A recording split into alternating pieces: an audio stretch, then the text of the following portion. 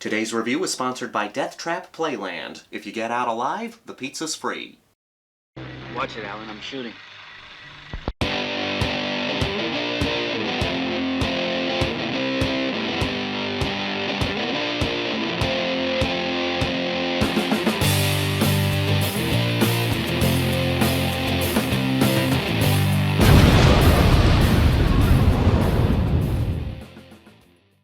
Torso.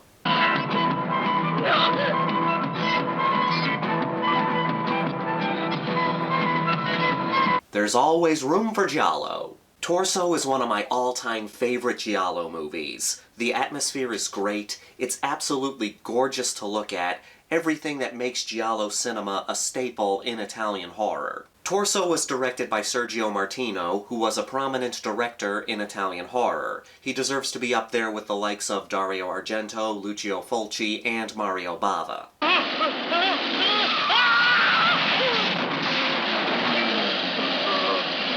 It took a while for modern-day horror audiences to hold Martino in the same regards as those guys, but as more of his movies have become available, he's finally getting credit as the Italian master of horror he deserves to be seen as. The film takes place in the Italian University of Perugia. I know I butchered that name and I apologize. Speaking of butchering, there's a killer going around campus, strangling young women with a red and black scarf.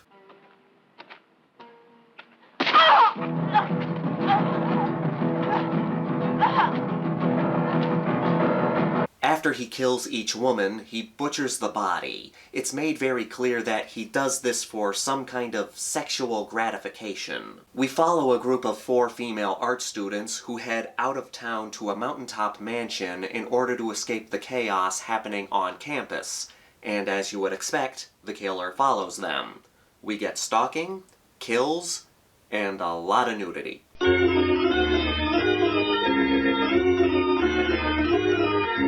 This is one of the most sexually charged Giallo movies. One of the big themes of the film is how men view the female body. Almost every woman in this flick eventually gets naked, and once there are titties on screen, eventually some guy is going to show up to ogle them. But again, that's one of the main themes of the movie, especially when dealing with the killer. Stefano!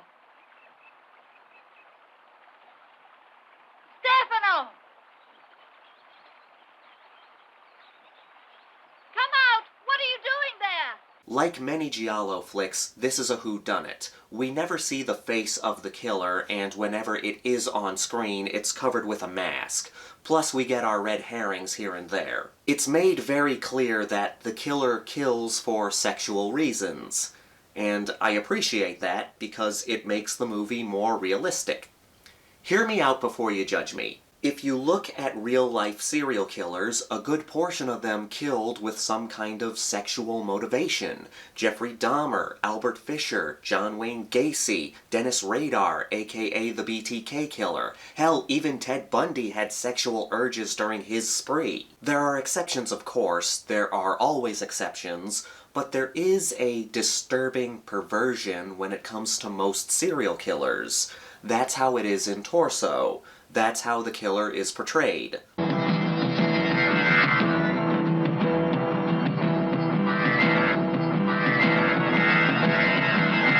I've heard so many people say that they want to see movies that get into the mind of a serial killer. How disturbing and fascinating would it be to get into the mind of a serial killer?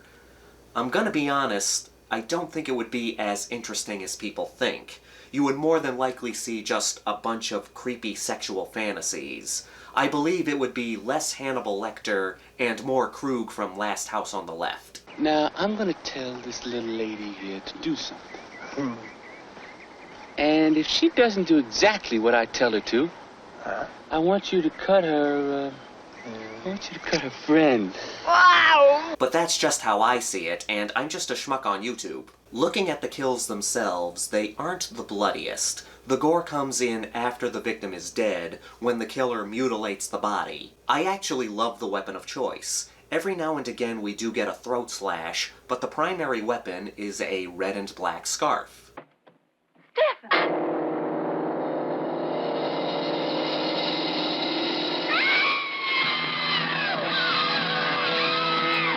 I like the contrast. These people are being killed by something that looks very pretty. If you're going to pick a murder weapon, maybe pick something with a little flair. Move over, Freddy, with your cool blade glove. I got a scarf. Fear me.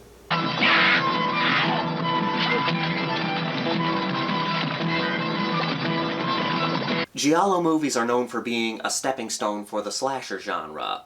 Torso came out in 1973, the year before Black Christmas. And what's the movie about?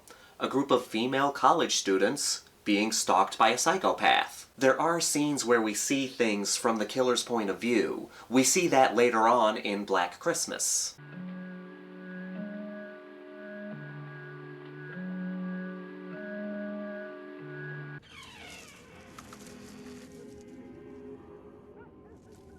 But I'm not gonna say that Black Christmas was inspired by Torso. After all, Torso didn't come out in America until 1975, the year after Black Christmas's release. But a lot of Giallo movies have used those ideas first. I'm also wondering if Torso inspired Halloween. You have a killer who wears a white mask. There are scenes when somebody sees the killer, and then the killer disappears, and both movies have a final girl that has an injured ankle while trying to evade the stalker. Oh!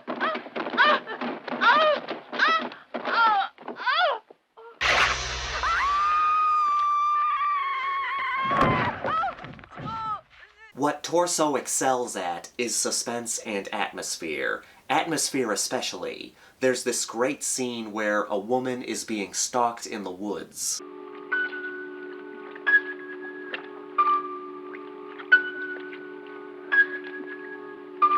It's around dusk, there's a creepy fog, there's mud. It's both pretty and sleazy. I love how Italian horror is able to mix beauty with dirt and grit. I think the third act has one of the most suspenseful climaxes in horror. We have our final girl, Jade, the one who injured her ankle.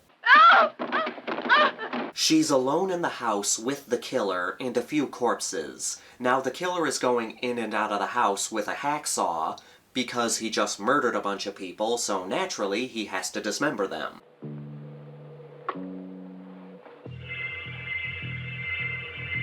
There's always that cliché of someone running upstairs when there's a killer in the house when they should be going out the door, but Torso solves that problem because the killer keeps locking the door whenever he leaves the house, which makes sense. He doesn't want anyone interrupting his dismembering. So Jane, with her injured ankle, has to sneak around the house and try to signal for help from the village down below without letting the killer know she's in the house. It's pretty tense.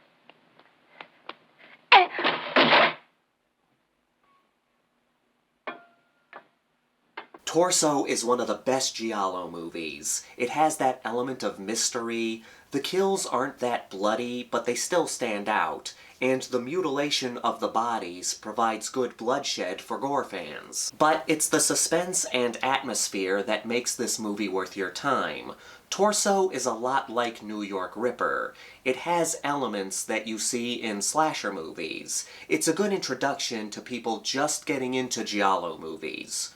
But now, it's time to get into the Grindhouse rankings. We've got a body count of 10. The kills mostly consist of stranglings, but we also have a few throat slashes and someone getting crushed by a car. It reaches the Giallo requirements with gloved hands, red herrings, nudity, beautiful locations, and well-done death scenes. The nudity is high, heavy amounts of titties here. There is a fair amount of naked ladies. If there's a woman in this film, there's a good chance she will get naked. Sex is a core theme of the movie. Not just how men react to the naked female body, but also how sex motivates the killer. I like the kills. Even though they aren't particularly bloody, they are still very well done. There is so much good atmosphere, and the suspense is great, especially in the third act. I'm giving Torso a 4.8 out of 5. This is one of my favorite Giallo movies, and it's a good introduction to new Giallo fans. Highly recommended.